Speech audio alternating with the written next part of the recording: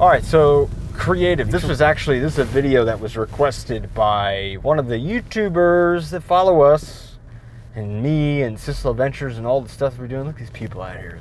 What is this? Monday. People out in the sandbar, not working. They're not working. They should be working. Sandbar life. Anyway, my rule of thumb is that if I'm going to go play, I need to have produced income and over-delivered on service. Rule number one. Oh, this is going to be terrible because of this thing. I just realized. We're going to take that from the top again. All right, let's try that again now that the microphone is not being obstructed by insanity. So this video is coming. This is for one of the subscribers that follow us. Thank you very much. Appreciate it. He's a fellow creative, and he was asking basically, how should I organize and keep up with all the delivery that comes with being a creative. So if you've ever, for creatives, you guys, we have websites, we have ad campaigns, we have video production, we have scripts, we have editing, we have color correction, we have payment gateways that have to be set up, image optimization, mobile optimization, graphics that need to be done, sent to the client, sent back for revisions. You're trying to move forward on another project, client sends something back, got to fix that, then move on, and all this stuff just kind of gets out of control. So when you're a one-man show, it can be really overwhelming. And when I first started, it was, when you're by yourself, there's just a lot of things happening, a lot of things changing all the time. And so what do? How do you control that? So realistically, I'll just tell you what I did and you tell me what you think. What I did was I said, all right, cool. So I can't afford a staff just yet. This was about a year and a half ago. But I got to deliver all this and I need to increase my income so that I can afford a staff. So what I did was I made sure, number one, that I knew all my processes. I knew everything that needed to be handled and made sure I knew my game. Like, I have to know those things. I have to know every step that has to be done. Then number two is that I need to make sure that I have a flow. Like, if a client comes on, what happens when I go through that? When I deliver a product, what can I expect after that? And how can I make that transition really smooth? How do I make sure that that thing gets delivered to the right person and I can handle any changes that come through while I start new projects? So I set up a system for that and I keep track of everything. The other thing, really important to do, is to make sure that you write out tasks that you're going to get accomplished for the day and make sure you get those tasks done. Like, there's just no other way. Like, if you're saying, well, I've got to do X, Y, and Z, move this up a little bit. So if you're saying I got to do X, Y, and Z, and I've got to make sure that this client gets this and this client gets that, the very first thing that I need to be focused on is that I at least get my targets done for the day.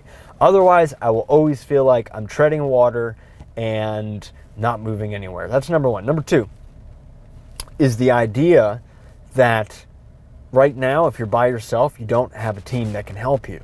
So you need to do two things. You're going to have to work extremely hard and max yourself out. Like, you probably have more in you than you realize, and then max yourself out to the point where you're like, I physically cannot keep up with the demand. And that's what I do.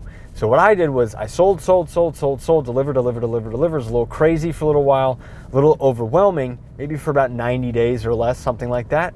And then when I got a surplus, I hired a team who would help me. I hired another person that could help me deliver.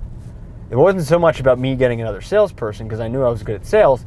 It was more about I need to get somebody else who can help me deliver. Then with that going, now I was like, okay, now I need to max out both of us. So now I'm still working through all this. I'm not working, and I still work today. We have a team of 7 and everybody has different roles, but those first little bits gets a little bit, it gets a little overwhelming. So you have to max out where you are. Don't hire just yet. Get to your absolute brink, save as much money as you can so that now you can go hire someone to help you with the deliverables of the creatives.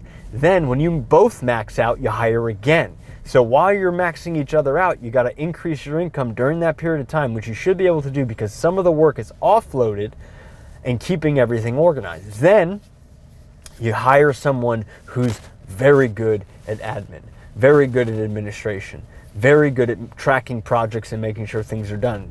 At least that's what I did. So I hired Damon. Damon's good at sales. Damon's good at administration. Damon's exceptionally good at making sure that targets are reached.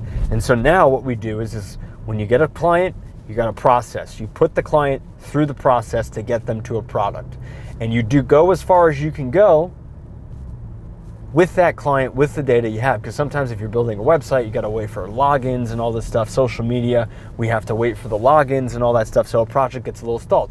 But you need a good project manager and a good project management system. And you, as the sole person that started the business, have to be on top of everything. Every day, I'm like, what's happening here? What's happening there? What's happening with this client? Like, you just have to stay on top of everything, and you have to over communicate with all the clients to let them know where their project's at all times. The biggest mistake anybody can make in the creative space, and this is, I'll give you two things. The biggest mistake creatives make is they don't keep track, three things. They don't keep track of where all the projects are at, and they just take things as they come, and then they don't finish things, and then things get messed up. That's number one. Make sure you finish a project. Like if somebody says, you know, good, I'm gonna finish where I am right now, then I'll move on to that guy and I'll get it done. Team can help you with this too. Number two, don't do more than what you agreed to pay for.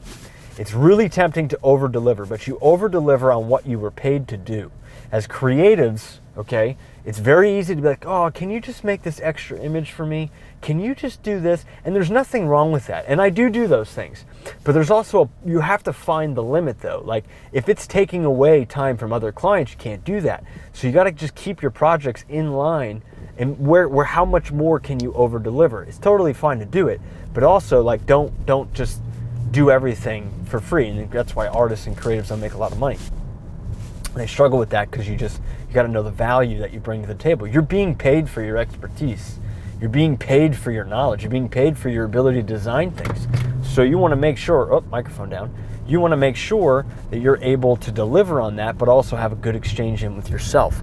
So organization, from the standpoint of organization, you got to know your process, number one. Number two, you got to know what you're trying to accomplish. Number three, you have to keep track of all of the projects. And then number four, make sure you get your task done for the day and check it off. Make the list and check it off and check it off and check it off. Like today, I had to get logins, I had to set up an account, I had to get information for this other client, had to connect this to this, had to connect that to that, had to follow up on that, had to make sure where the ad campaigns are, had to solve a problem with a WordPress site. All the while, I have other production happening in the background. So how do I keep track of that? Well, Damon helps me out, and everybody on the team helps me out, and we have meetings twice a week. We have meetings on Mondays, we have meetings on Fridays, and we have little mini meetings with the team during the week just to make sure we're staying on track. So hope this video helps you out. Like, comment, subscribe, share. See you in the next video.